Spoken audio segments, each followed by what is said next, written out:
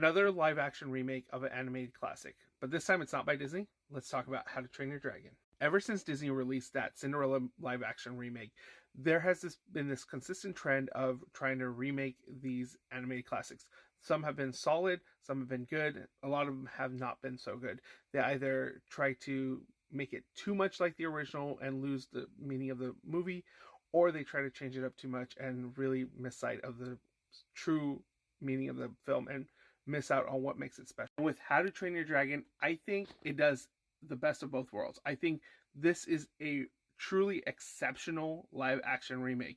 Yes, it is nearly a shot for shot remake of what the animated classic is, but it doesn't lose sight of what the film is all about, the heart and soul and the emotions of the film, especially the relationship between Toothless and Hiccup. They do add a couple little scenes here that hint at a sequel film, and they also hint at and they expend a little bit more on some of the side characters, which is kind of nice. Is this a replacement for the animated film? Heck no.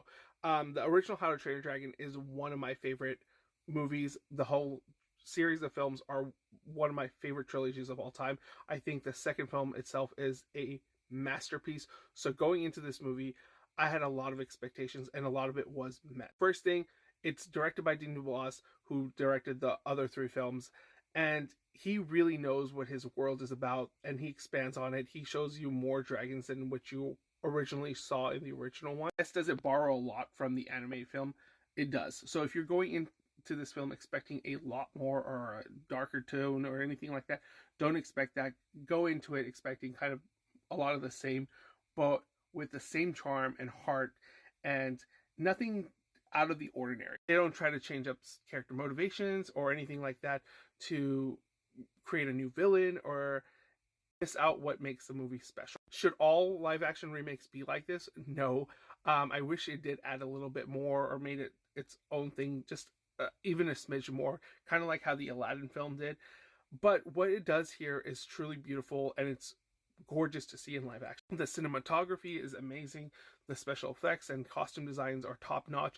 Yes, there are some obvious green screen moments, but it's definitely not what people were saying that this movie failed at when the early trailers and still images came out. The dragon designs are wonderful and almost spot on, and the expression and the cast and crew interact with these creatures in such a realistic way.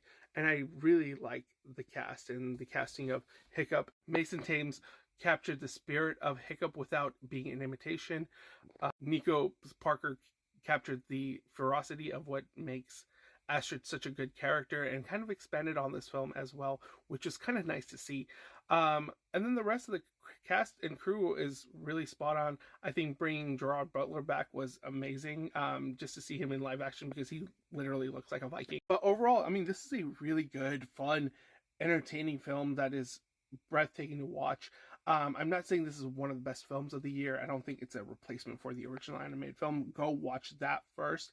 It is superior, but this is a good adaptation, and more so not an adaptation, a good remake, because it is a remake and it's done so well with so much heart and charm, and it kind of makes me excited to see what they do with the sequels. Maybe they do expand it a little bit more going forward after getting their foot wet a little bit, because I know originally the original trilogy had some different story elements that they had to cut to make it into 3 films.